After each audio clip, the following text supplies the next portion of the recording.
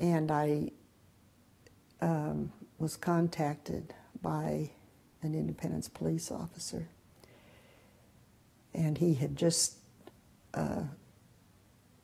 stopped at a car that was off the side of the road. They'd run out of gas, and it was a woman and her small children. And she was a victim of domestic violence. And he said, Mayor, he said, we have no shelters either for the homeless or for domestic violence victims in Independence or anywhere in eastern Jackson County. We really need something. I ended up sending letters out to every organization and individual that I could think of that might have an interest in the subject, and invited them to a meeting to discuss. I'm just saying this is a problem in our community, and we need to talk about how we can go about addressing it. We had a task force of, actually, I think it was 35 or so people the first time we had a meeting. I was the only person there that didn't represent some club or organization, and I don't know if that was the reason or what, but at some point then I became the president, the first president. It was an outreach to the community, explaining the need, doing case studies, showing people. In that time, we've come a long way in education since those years, and that was part of the mission of Hope House, not just to provide services, but you had to reach out to the community, and you had to reveal to them some of the issues that were happening in the community. It was difficult because we really didn't have any statistics or anything to really talk about. It was, we knew it was kind of an issue, but it was things that really weren't talked about. I would say that I know firsthand about domestic violence. I know the pain of physical and emotional abuse. And I wanted women to have a place to go, because I didn't when I needed one, and lived away from family and friends. And there was no hesitation for me. As we evolved, I was surprised at the numbers. I knew it was an issue. I did not realize the magnitude of the issue. So it was a rude awakening to see that it was to the depth that it was, and just general disappointment then in society to think that this could be going on below the surface, and you not be aware. People that you know, you thought you knew, they were involved with situations that you never would have guessed it. So it was amazing. So that was again a very interesting time to learn. You know, people didn't talk about domestic violence. They didn't talk about problems at home.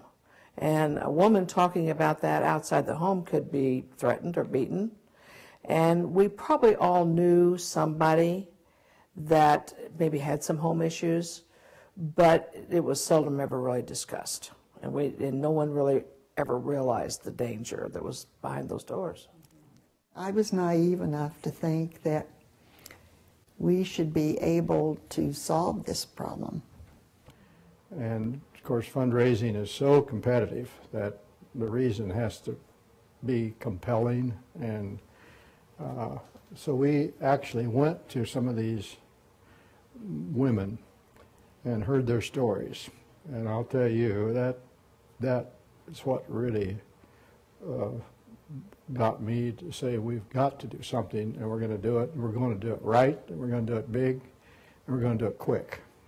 Bishop Swalls called me up and asked that I come out and meet him in Independence. But I met him, and we drove to a place where there was a nice home that probably a normal family. There might have been 5 or 6 people in it. I was shocked when I walked in with him, and I discovered several families and many children. There may have been 30 people in that particular house on that day. And he said, he introduced me to Hope House at that time. He said, we have to do something about this. And I said, well, I'm sure we need to give it a good try. And it was indeed a challenge. We really got into strategic planning and looking to the future. And everybody had been moving so fast, hadn't really stepped back to go, okay, where are we going?